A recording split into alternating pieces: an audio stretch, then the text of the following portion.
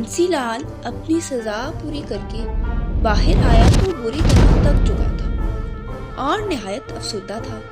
जैसे ही वो बाहर निकला, छोटू, ढोलू, बब्बन, दारोगा, राजा वगैरह सब उसको देखकर हंसे जाते और उस पे तरह तरह के फिक्रे कसते। ओए होए बंसीलाल, उठक बैठक करके टांगों में दर्द तो नहीं हो रहा? हम तुम्हारी टांगे दबा दें। वो देखो बंसी आया, साथ में अपनी साजिशें लाया। इस तरह की बातें कर रहे थे। बंसी को ये सब सुनकर सख्त तैश आ रहा था, लेकिन वो बेचारा कुछ भी करने से कासिर था। वो छोटू और ढोलू के पास आया और उनसे कहने लगा, बच्चों संभल जाओ, हमेशा मेरे कामों में टांग अड़ाते हो। तुम्हारी टांग काट देनी मैंने। अब अपनी हिफाजत के इंतजामात कर लेना। सबसे पहले अब तुम दोनों को ही फंसाऊंगा। हाँ हाँ, कर लेना जो करना है, मुंह की खाओगे हमेशा की तरह। जैसे ही वो आगे बढ़ा, ढोलू ने अपना पाँव आगे किया, जिससे अड़ के वो गिर गया। सब उसको देखकर हंसने लगा। फिर ढोलू ने कहा, मिस्टर बंसीलाल, हमारी टांग काटने की बात कर रहे थे आप? अपनी टांगों में तो दम ही नहीं है आपकी। ढोलू की ये बात सुनकर सब दोबारा से कहका लगाकर हंस दिए और राजा ने उसको थपकी दी। बंसी बुरे बुरे मुंह बनाता चल दिया। पहले आराम से वो सो गया घर जाके। जब अच्छी तरह से अपनी नींद पूरी कर ली तो उठकर खाना खाया और फिर उनसे इंतकाम लेने का नया मंसूबा सोचने लगा। अब की बार बंसी ने सोचा था कि बस राजा को ही किसी तरह ठिकाने लगाया जाए, बगैर किसी दूसरे को काम में लाए। बंसी सोचने लगा, लेकिन मैं क्या करूं, क्या मंसूबा बनाऊं? सबसे पहले बात यह है कि राजा से भी पहले छोटू और ढोलू को ठिकाने लगाना होगा, ताकि वो मेरे दिमाग तक ना पहुंच पाए। फिर दद्दू को गायब करना होगा और फिर उसके बाद राजा को खत्म करके खुद राजा बन जाऊंगा। कैसा खूबसूरत ख्याल है, कितना मजा आ रहा है सिर्फ सोच के। मैं राजा हूँगा, इतना मजा आएगा।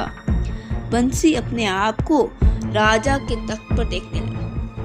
अब वो तेजी से अपना दिमाग चलाने लगा कि क्या करे और कैसे प्लान को तरतीब करे। अचानक उसको अपनी चुड़ैल दोस्त का ख्याल आया। बंसी ने सोचा कि उस चुड़ैल के जरिए वो छोटू और ढोलू को अगवा कर ले, फिर उसकी मदद से ही राजा पे हमला करेगा। राजा ने एक खुफिया मीटिंग बुलाई, जिसमें बब्बन, दारोगा, छोटू, ढोलू और दद्दू शामिल थे। राजा ने उन सब से कहा, अजीज साथियों, मुझे लगता है कि बंसी इस बार कुछ ज्यादा तैयारी करके आएगा। नहीं राजा जी, वो बुज़दिल आदमी है, बस ऐसे ही छोटी मोटी अजीब हरकतें कर सकता है। आप परेशान ना हो।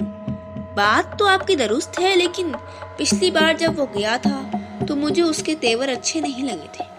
मुझे उससे बगावत और साजिश की बुआ रही है। वो यकीनन इस बार कुछ अलग ही करेगा। राजा जी, वो करे या ना करे, ये जरूरी बहस नहीं है। जरूरी ये है कि हम सनतगढ़ की हिफाजत के लिए हिफाजती तदाबीर क्या करें और कैसे करें। वो जो भी करे, हमें अपने इंतजामात मुकम्मल करने चाहिए। हाँ, बजा फरमाया, यही मैं भी कहना चाहता था। फिर आप लोग राजमहल के इर्द गिर्द फेरा सख्त कर दें, क्योंकि उस बदतमीज को राजा से ही मसला है। वो बस कुर्सी हासिल करना चाहता है। वो खुलेआम अपने इरादों का इजहार कर चुका है। बस राजा बनने और कुर्सी हासिल करने का शौक है। जब सर पर पड़ेगी तो पता चलेगा कि कितने फराइज और जिम्मेदारियां आ जाती हैं और कितने हौसले से सब चलाना होता है। जी राजा जी, लेकिन बस बंसीलाल को तो कुर्सी से ही मतलब है। वो अपने इन फराइज को थोड़ी मतलब रखेगा। वो तो बस गैर कानूनी धंधों में ही खुश रहता है और वही करना चाहता है। अच्छा चले, छोड़े इन बातों को और करने का काम करें। जी ठीक है राजा जी। दारोगा छोटू और ढोलू को देखकर शरारती अंदाज से कहने लगा, राजा जी, आप इन दोनों के लिए भी पहरा मुकर्रर कर दें। बंसी इनको वाज़ेह धमकी दे के गया है, बच्चे डर जाएंगे बेचारे।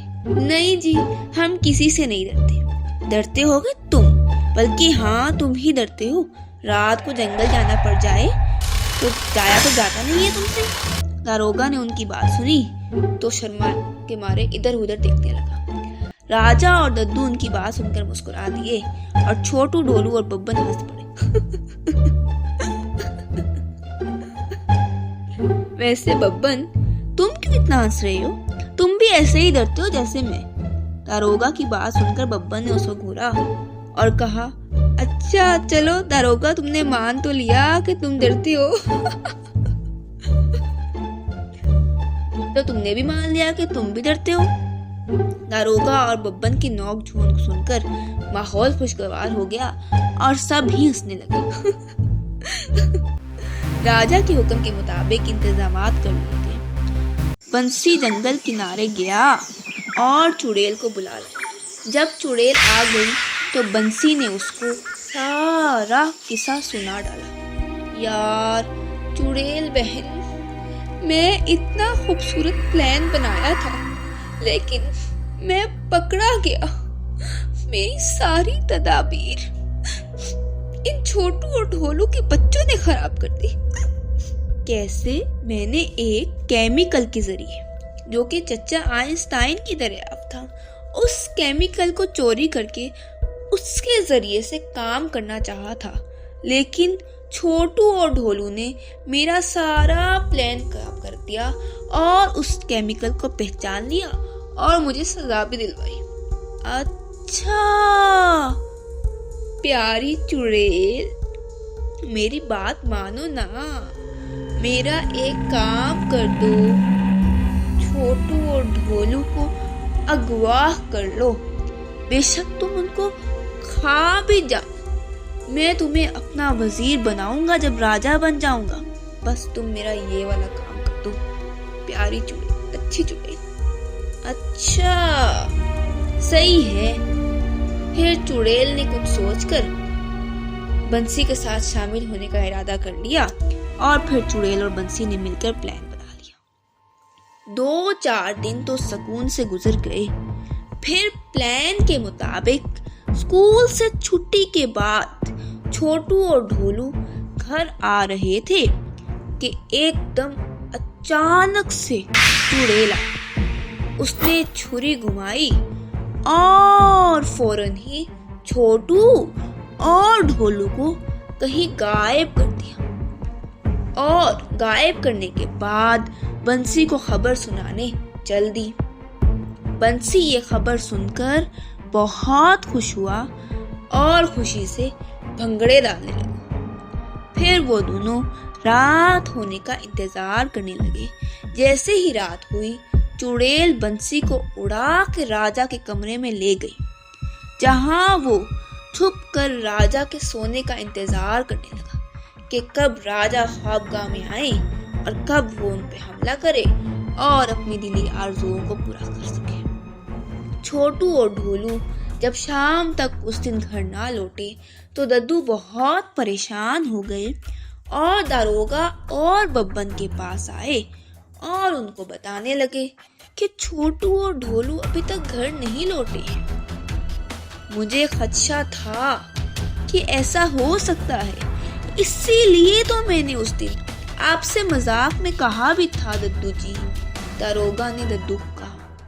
फिर बब्बन बोला, अच्छा अब आप दोनों पुरानी बात को याद करने के बजाय कुछ और करें, क्योंकि पुरानी बातों को याद करने का कोई फायदा नहीं। आए हम तीनों मिलकर चलते हैं उन तीनों को ढूंढने। हाँ, लेकिन पहले राजा को इत्तला कर दो और सिपाहियों को खबरदार भी कि वो राजा के इर्द गिर्द पहरा सख्त कर दें और राजा की हिफाजत का ख्याल रखें। हाँ सही कह रही है। वो सब राजमहल गए और राजा को सब सूरत हाल से आगाह किया। लेकिन राजा को आगाह करने के बाद वो निकल आए और छोटू और ढोलू को ढूंढने लगे, लेकिन वो कहीं भी नहीं मिल रहा था। दद्दू बहुत उदास थे कि उनकी आंख से आंसू भी बह निकला। उनकी सिसकियां निकल रही थी। बब्बन और दारोगा वैसे ही अफसरदा थे और दद्दू की हालत देखकर और परेशान हो गए। ऐसे मौका पर दारोगा का दिमाग काम करने लगा और उसने कहा, आप दोनों यहीं बैठिए, मैं अभी आता हूँ। और उन दोनों को बगैर बताए चला गया। अब ये कहाँ चला गया, फिर ना कोई मसला हो जाए। दद्दू जी आप हौसला रखिए, देखिए कुछ अच्छा ही करने गया होगा। दारोगा उन दोनों को छोड़कर झील के पास गया और इतनी रात में वो जंगल में गया, उसको डर भी ना लगा और झील के पास जाकर नाग रानी को आवाजें देने लगा। नाग रानी, प्यारी नाग रानी, बात सुनिए नाग रानी, हमें आपकी जरूरत है।